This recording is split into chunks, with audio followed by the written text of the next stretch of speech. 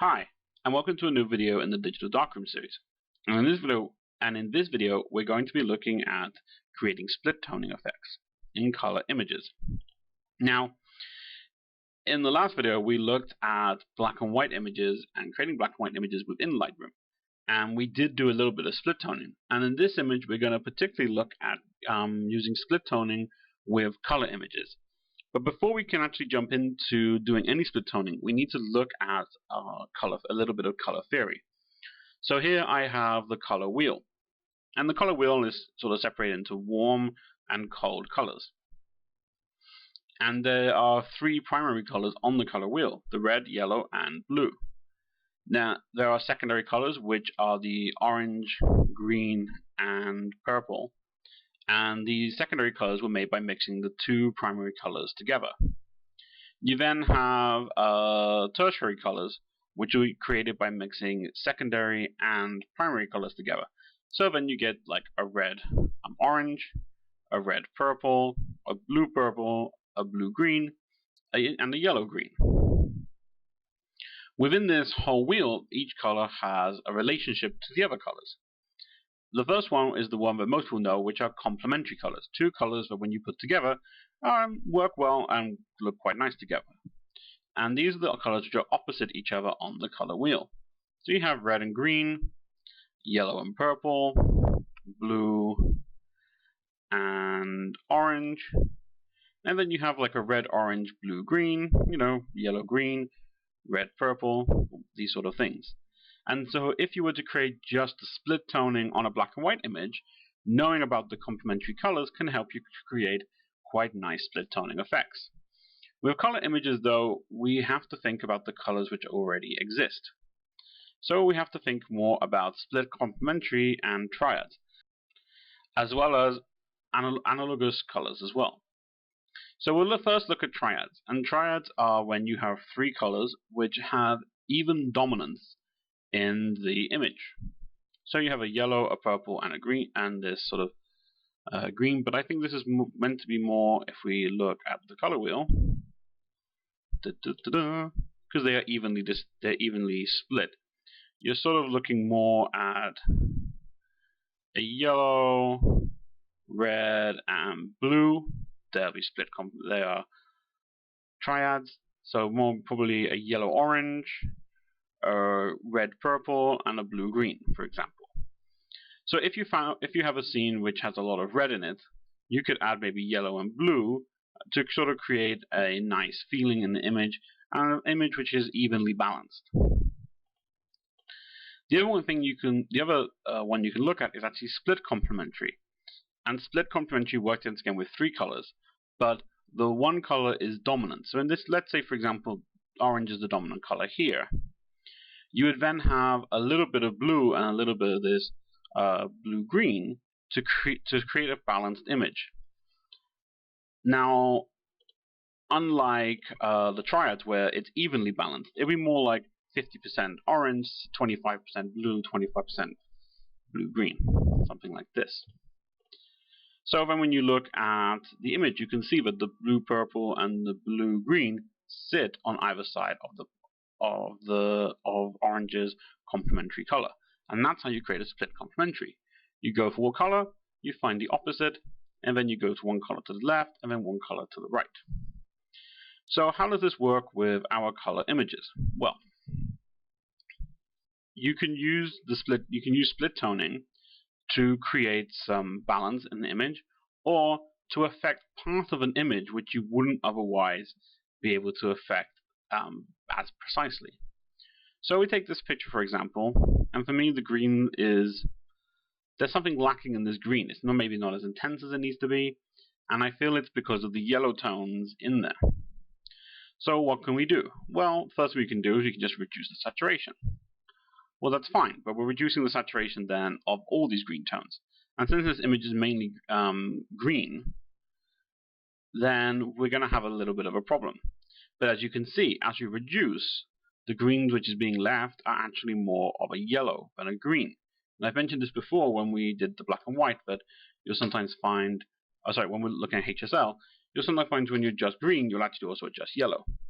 So one thing we know is that yellow and blue is we can actually add a little bit of a yellow into the a little bit of blue into the highlights.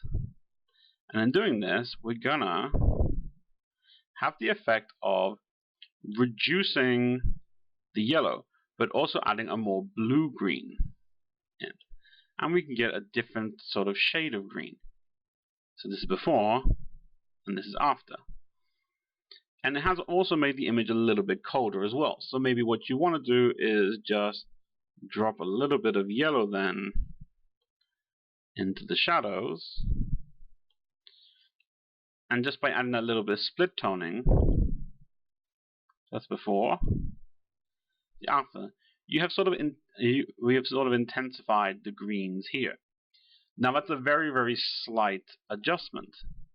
But the other thing you'll also notice here in these whites is that we have also managed to sort of remove a sort of red color around the edge of the highlights.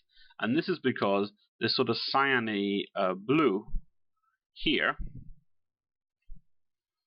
it's quite a cyany blue, is also managed to remove that sort of purpley color there. And that's one way that you can use split toning to improve an image. So you can also use split toning to actually add colors into an image as well. So we have this image here of this daisy, and one of the things which is really letting it down is the colors around here, because if it was a nice green, we could then have quite a nice picture of like the green grass. But we don't really have any green here. So in this case, what we're going to have to do is add our own green. Now we know that this is going to be more of the shadow tone because this is the highlight sort of area here. So what we can do is we can just sort of add some green in until we get the tone we like. Play around. Okay, that's quite nice. But what you can also see is there has actually been a little bit of green added in the tinges here. So we can think what is the opposite of green. So we can see that's red. So we can add just a little bit of red into the highlights, which gives just that added little feel of separation between this green area and then the highlighted area here. It's literally just a tiny amount of red which I've added there. And we can increase the saturation there. And if we want to, we can just grab the yellow and increase the saturation of the yellow, which will also increase some saturation around there as well. But here in the split toning, just by adding a little bit into the shadows and a little bit into the highlights, it has really sort of transformed that image and giving it a much more fresh feeling in the shadows. Now with Blossom, you can think about having a much more sort of alternative process in a way. Because we see a lot of Blossom pictures which have a sort of cross-processing feel. Now if you don't really want to play around with curves, there is a really easy way that we can do this. Just sort of fixing the auto adjustment there. And that is with the split toning. So we can think of having, for example, quite a blue color. Once again, we will have a look here. So what do we want? Well, I think a blue would be quite nice, but I'm also wanting to get more of a purple. So maybe we should go more of a purple. I don't know. What colors do we have in the image? Green and purples. Okay, so maybe a purple yellow, possibly. Or yellow green, yellow orange. We'll have to have a look and see. Or maybe even, yeah, maybe actually no. If we have a green and we put a yellow, okay, so purple like a yellow orange. We're just going to play around that really, and this is more going to be an experiment. Now where we put the tones is really going to depend on the image. In this case, I'm actually going to use the flyout because I'm looking for, that's orange, but I want to be slightly more yellow, so slightly here. So maybe have that in the highlights, and in the shadows we'll put a slightly more purple feel. Okay, and then just use the saturation sliders just to balance it out a bit. So to adjust the strength. Now I quite like this sort of dark, this quite purpley shadows. So I'm going to move the balance slider to more towards the shadows to have more of that tone. But then if I increase the yellow, we're going to get a lot more warmth into the image. And that's one way to create a special effect using the split toning. So in this case, we've gone from this image, which actually was quite green, now we flip back to it. But by adding this yellow and this purple in, it's created a very different feel to an image, and actually quite a nice, maybe romantic, dreamy. You know, if we sort of go up and now start playing around reducing the clarity, you can get a lot more sort of a dreamier feel with those tones, and you can produce quite a nice image quite a nice image as well, just by adding a little bit of split toning. Now, split toning is a little bit of an experiment. You can look at your color wheel, and then you can just play around with the colors you think might work until everything sort of comes together. It's not an exact science. This one here is a little bit different because actually it doesn't look that bad. Everything in the image looks okay, so we'll just click auto for some auto adjustments quickly. Let's just pull back the highlights a little bit. Okay, that's not too bad. It's not too bad of an image. So how can split toning improve it? Well, we can see here, and if you wanted to, we can just drag our thing around. So this is more of the highlights. Okay, but then also this is highlights, this is extreme highlights as well. So what we can think about doing is maybe making this blue a bit nicer. So we can add this in. And just by adding a blue in, we sort of replace that color like we did earlier. Now, but we don't want it all the way into the highlights. So we can actually pull this blue back, increase the intensity, and then pull it back a bit more on the balance side. Now, that's fine, but I'm thinking if we just add a little bit of yellow-orange in here, just a little bit, and there we go. Now, what have we actually done? Well, in adding this blue that I wanted, you can actually once again see that this is actually more of a purplish cast.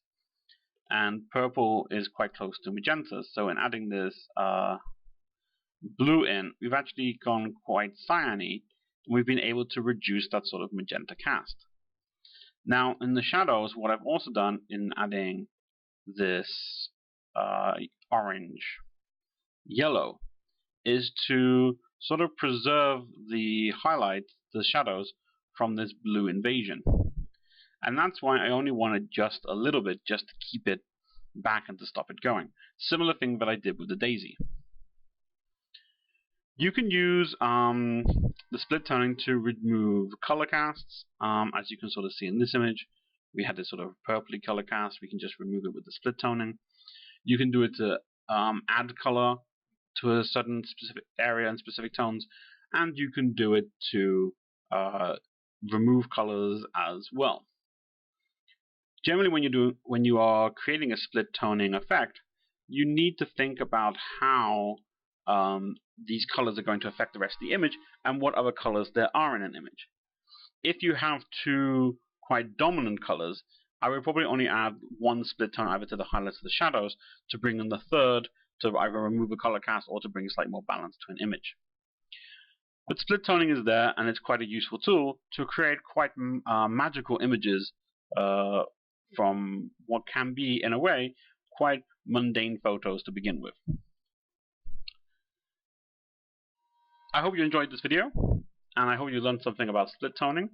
And please go ahead and try it out and have fun with it. Like and subscribe the video if you want to catch more of them.